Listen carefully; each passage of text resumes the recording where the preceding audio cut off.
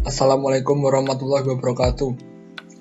Saya Matrohimi Cahyo dengan NIM 18501241050. Kelas D 2018, Pendidikan Teknik Elektro, Universitas Negeri Yogyakarta. Di sini saya akan mempresentasikan tentang hasil dari tugas akhir saya untuk mata kuliah Praktik Desain Multimedia Pendidikan dengan dosen pengampu Bapak Yuwono. Di sini saya mengambil judul yaitu analisis rangkaian arus arah DC untuk media pembelajaran interaktif saya. Langsung saja kita simulasikan. Ctrl Enter.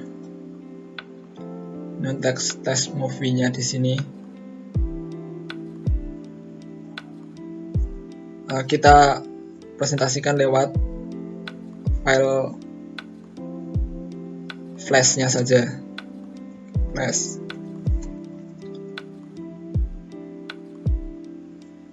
Nah ini bisa di close ya, atau kita batalkan dulu. Klik play untuk memulai. Nah ini menu utamanya, ada pendahuluan, materi, evaluasi, glosarium, dan profil. Ini info. Nah di info di sini dijelaskan beberapa fungsi dari masing-masing menu atau tombol pertama. Sekarang kita ke pendahuluan. Nah di pendahuluan ini dijelaskan pada rangkaian listrik hambatan dapat dirangkai baik secara seri, paralel maupun kombinasi.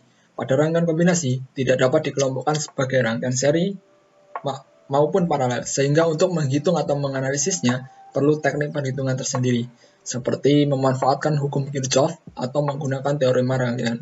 Nah, pada pembahasan ini akan dijelaskan mengenai analisis rangkaian listrik searah baik seri, paralel, maupun kombinasi. Nah, kembali ke menu utama, kita masuk ke materi. Nah, sekarang rangkaian seri.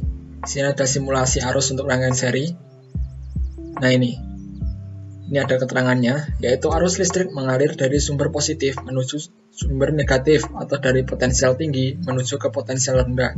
Ini berbanding terbalik dengan arah muatan, yaitu jika muatan itu mengalir dari sumber negatif menuju ke sumber positif. Itu untuk muatan. Kita klik next. Nah ini pada rangkaian seri arus pada masing-masing komponen besarnya sama. Ini pada gambar terlihat di sini I pada R1 itu sama dengan I pada R2 sama dengan R seri. Ini rumusnya. Ini keterangannya. Kita klik next. Ini rangkaian pembagi tegangan. Nah, di sini rangkaian seri kan. Nah, untuk tegangan itu berbeda rangkaian seri. Nah, jadi tegangan pada V2 atau pada R2 itu berbeda dengan tegangan pada R1. Oh, di sini Vout. Sini V1 atau Vout itu sama dengan tegangan di Vin ini dikurangi tegangan di V2 atau sebaliknya. Ini ada rumusnya. Kita kembali ke materi. Sekarang rangkaian paralel. Ini rangkaian paralel. Pada rangkaian paralel, tegangan pada masing-masing komponen besarnya sama. Hambatan paralel, hambatan ekuivalennya berlaku rumus. Nah ini rumusnya. Jadi untuk mencari RP ini menggunakan rumus ini. Nah sedangkan untuk mencari arus mengalir itu menggunakan pembagi arus ya, seperti ini. Karena arusnya itu berbeda. Yang sama itu tegangannya. Kita klik next. Nah, di sini contoh dari rangkaian pembagi tegangan untuk rangkaian seri paralel ini ya.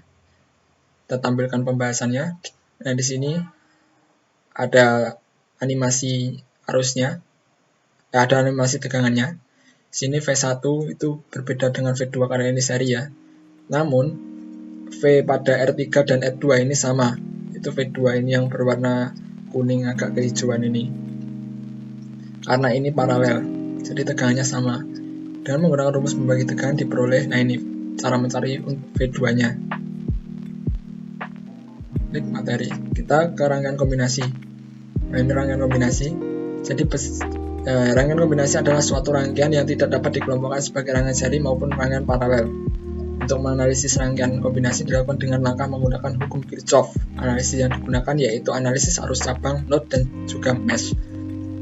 Di sini terlihat pada animasi berikut ini, I pada R3 terpengaruh oleh loop 1 dan juga loop 2.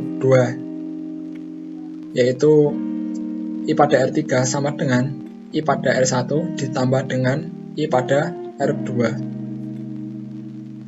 Kita klik next. Ini sama dengan hukum Kirchhoff tentang KCL, yaitu arus yang masuk sama dengan arus yang keluar dan sebaliknya. Kita klik next. Nah, ini ada analisis rangkaian kombinasi. Ini ada hukum Kirchhoff, ada dua, yaitu KCL dan juga KVL. Kita klik KCL. Nah, di sini jadi I yang masuk sama dengan I keluar cabang, yaitu I1 sama dengan I2 tambah I3. Ini KCL, Kirchhoff Current Law, untuk analisis arus cabang seperti ini. Jumlah kuat arus yang mengalir ke titik simpul sama dengan jumlah kuat arus yang meninggalkan titik simpul. Ini prinsip kekekalan muatan. Ini bunyi dari hukum Kirchhoff 1 tentang KCL. Tutup, kita masuk KVL. Nah, KVL Kirchhoff Voltage Law. Nah, di sini untuk menganalisis mesh atau loop, pertama yaitu berikan nama arus untuk semua arus dari loop dalam. Ini tampilkan animasi. Di sini ada I1, I2, 3, 4, 5 dan juga 6. Di sini ada arah loopnya, arah arus dari loopnya. Kita sembunyikan animasi. Kita menuju ke nomor 2, yaitu nyatakan semua ekspresi tegangan dari loop dalam. Tampilkan animasi. Nah, ini V0, V1, V2, V3, V4. Selesaikan sistem persamaan secara aljabar. Kita klik next. Nah, ini ada nomor 1 titik simpulnya. Nah, pada loop tertutup jumlah tegangan jatuh pada loop sama dengan 0. Ini prinsip kekekalan energi. Ini bunyi dari hukum Kirchhoff 2 tentang KVL. Ini analisis loopnya, arusnya, persamaan loopnya. Nah, ini hitung IA, IB, dan IC. Nah, di sini menggunakan metode Sorus. Kembali ke materi. Rangkaian kombinasi sudah. Sekarang kita kembali ke menu utama, ke evaluasi. Di sini saya sudah mengetik nama saya, yaitu saya sendiri, Matrianul Cahyo. Dan di sini kita mulai tes. Nah, ini ada petunjuknya. Ada ini setiap soal berisi 10 pertanyaan dan lain-lain. Kita lanjut ke soal. Nah, ini soal nomor 1. Kita langsung klik saja. Klik sembarangan.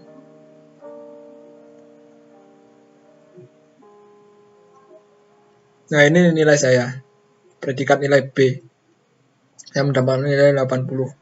Kita bisa ulangi tes atau melihat kunci jawabannya. Nah, ini kunci jawabannya. Untuk kita klik ulangi tes, maka akan kembali ke menu utama tadi, ke menu utama evaluasi. Kita kembali ke menu utama sekarang. Di sini glosariumnya ada 2 yang saya gunakan, yaitu Wijaya Sastra Kusuma, Diktat Kuliah Elektronika 1, dan juga Ishak Muhammad, yaitu Listrik Dinamik 1, Hukum Ohm dan Rangkaian Hambatan, dan Hukum Kirchhoff. Menu utama, menuju profil. Nah, di sini profil saya sendiri, yaitu nama Matrianul Cahyo, kelas D 2018, jurusan Pendidikan Teknik Elektro. Kita kembali ke menu utama. Kita kembali ke awal. Sini kita jika klik close, maka akan ada 2 pilihan, yaitu batal dan juga ya. Kita pilih batal, maka kembali.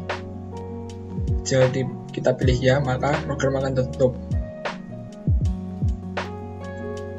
Ini frame yang saya gunakan. Mungkin sekian presentasi dari saya. Atas kurang lebihnya saya mohon maaf. Wassalamualaikum warahmatullahi wabarakatuh.